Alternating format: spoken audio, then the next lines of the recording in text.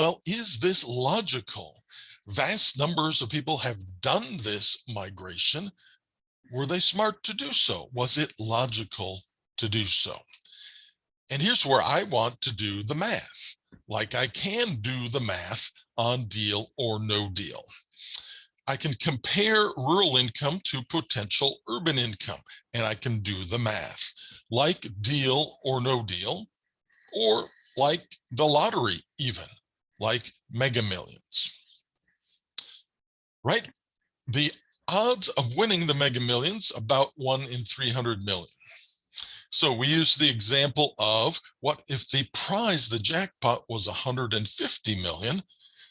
Your chances, there's 300 million possibilities, so you multiply by 1 over 300 million, or you divide by 300 million, the same thing, and you get an answer of 50 cents. If the jackpot is $150 million, your average return, your expected return is 50 cents. So should you pay $2 to win on average 50 cents? No, the math would say, don't do it, don't try it.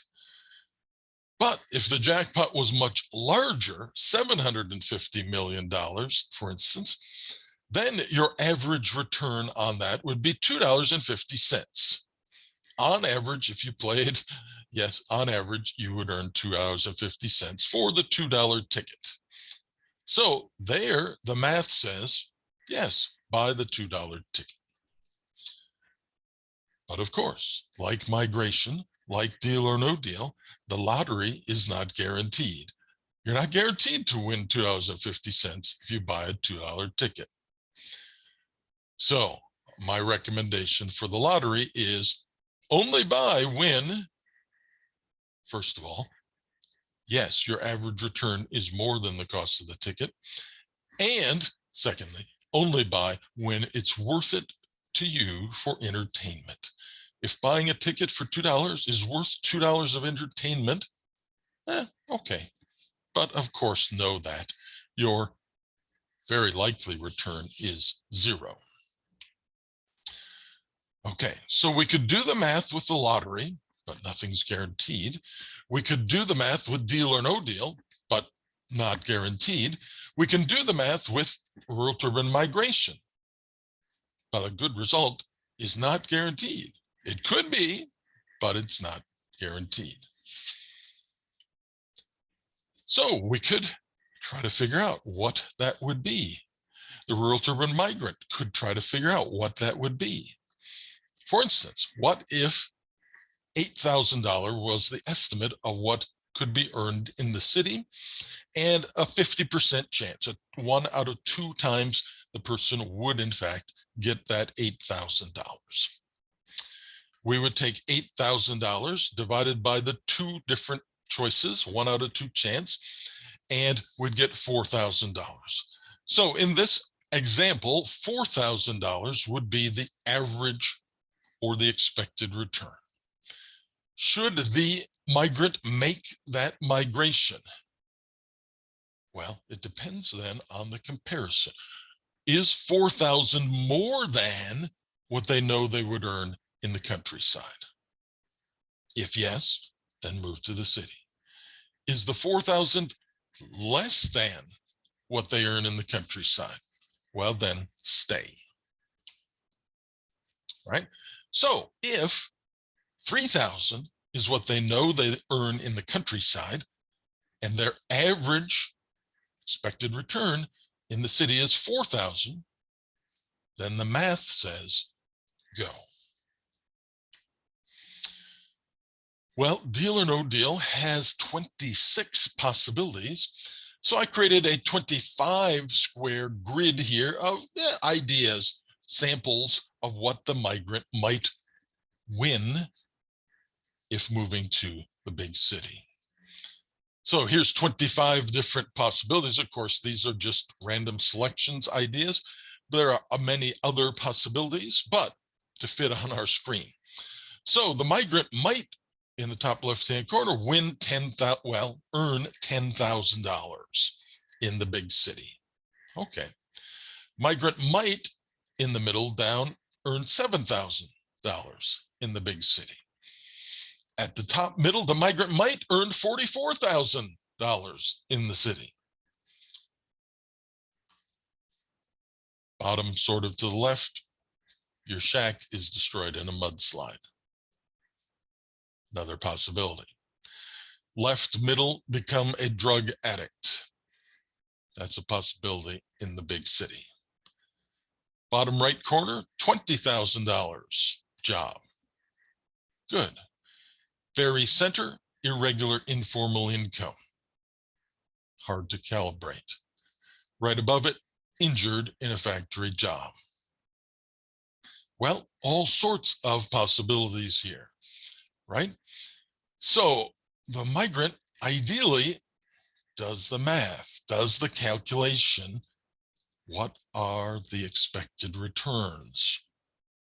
What could happen?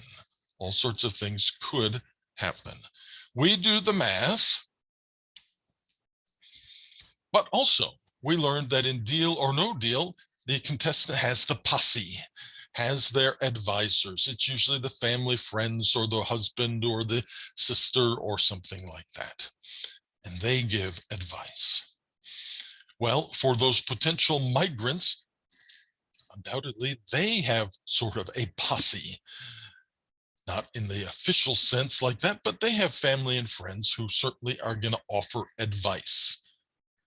Should the migrant take the advice? Should the Deal or No Deal contestant take the advice? That's going to be a factor. In Deal or No Deal, there's the excitement, the roar of the crowd. That may affect the migrant. Certainly if everybody in the crowd is shouting, "No deal, no deal," maybe, yeah, that pushes the contestant to say no deal. The migrant sees the bright lights of the cities, hears the roar of the city, and maybe that is appealing. Lots going on. It sounds like opportunity. It sounds like excitement. That helps pull the migrant to the big city.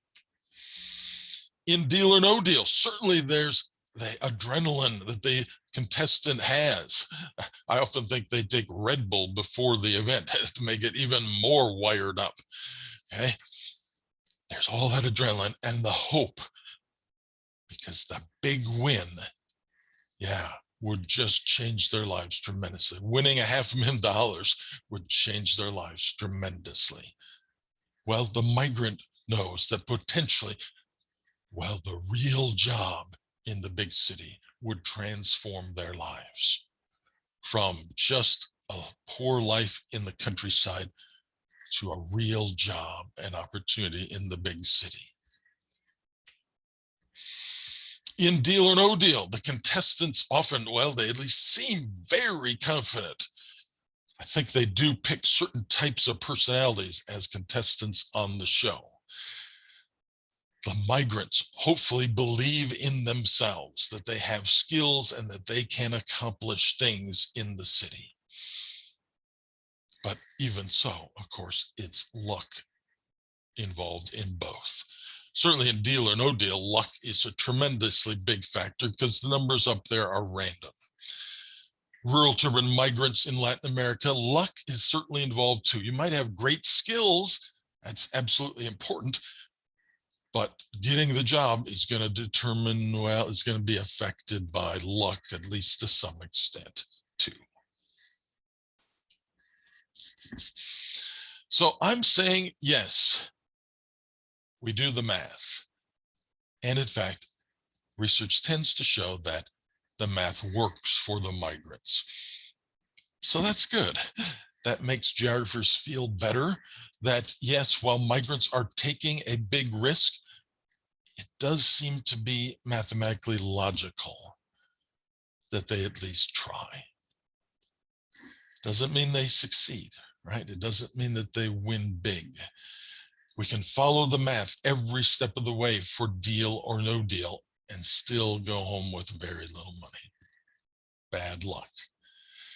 Migrant can make all the right choices and still not have the luck of getting the real job. So Math, I think, is still the best strategy. It gives you the best statistical chances when playing deal or no deal. I think in rural to urban migration, math is still the best way to approach it. But yeah, there's still no guarantee. So when we did rural to urban, when we did urban models in North America, we looked at several different, including the pepperoni pizza model, for instance. Well, Latin America has urban models too, and the famous one, well, the best one, known one anyway, is Griffin and Ford, the Griffin and Ford model. And it looks like this. Has some of that same round sort of shape that we started with the Burgess model in the United States, but big differences. And a significant part of the difference is the shorter history of urbanization. Latin America's had a shorter history of urbanization than North America has. North America, because of a longer history, has had filtering, which has contributed to the spatial mismatch problem.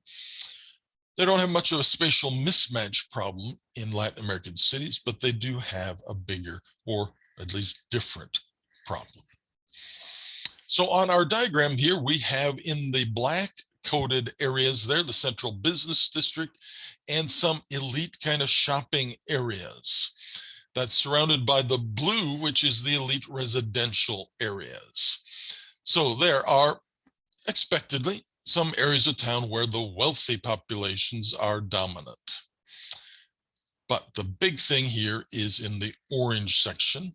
On the outside, it's called the periferico, or the periphery, or the peripheral squatter settlements. And you see that sometimes the orange has moved towards the downtown in what are called disamenities. All right, well, these are the areas where the new migrants live. And they're here because they're arriving poor. They're arriving without a job, so they can't rent an apartment. They have no credit to do that. They can't buy a house. So no, you look for a place that appears to be unsettled. You look for a spot that is seemingly open, and you create something there for you to live in. These are the peripheral settlements. In Brazil, they're called favelas. More broadly, shanty towns, the name for these sorts of places. A shanty is like a shack, a very simple place to live. Well, here's one example from Brazil. So where was there apparently space to live? Well, on the hillside. The hillside didn't seem to be owned by anyone, so someone built a shack or shanty there. Took what they had available, maybe some concrete bricks, maybe some plastic sheeting for a window, maybe some tin for a roof, maybe some scrap wood, whatever they had. Remember, they're not wealthy coming to the city, and they built something. The next people arrived and they found another empty spot on the hillside and they put up some sort of structure. And more people did that. And the hillside got filled up. But then someone realized, well, we could build on top of someone else. And so the structures not only climbed the hill, but they climbed the hill on top of the other buildings. Yeah, so look at how it would be to live in these sort of places. So how does the city provide infrastructure to these places? Well, it's tremendously difficult to do that. So the blue bins you see on some of the roofs here, those are for collecting water, because it's very difficult for the city to put water lines in here when it's just built up in the on top of each other up the hillside. It's very hard for the city to provide electricity. So often this is the pattern that happens. you string your own wire to some distant pole. Well, that looks pretty hazardous, doesn't it? Okay. You can see that some of the buildings here, some of them have glass windows, but others just have open spaces. You can see that much of it is what we would consider unfinished. Okay. And how does the city put in streets or roads here? Well, that's very difficult as well. If it's built up the hillside, or even if it's built on flat land and just going across, well, it's built up in this ramshackle format, and it's a big challenge for the city to provide infrastructure. So often these places, well, they make do. They have paths that are available between the structures, but not really roads. Okay. Running water, as we've suggested, that seems to be very difficult, if possible at all. So these are, I don't know if we would say primitive, but simple at least, not well developed areas. These are the favelas. And especially for the people who ended up in the informal irregular income, stage 2 of the process, well, this is where they're going to live, in the favelas. This is what they can afford to do. They can't rent an apartment. They don't have credit. They can't do it. They certainly can't buy a house. So you create something for you to live in. And you can see there's different pieces of different things, different pieces of wood here to create some sort of shelter.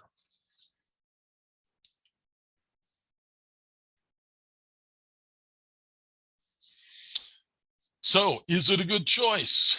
Well, you can think about that for yourself too.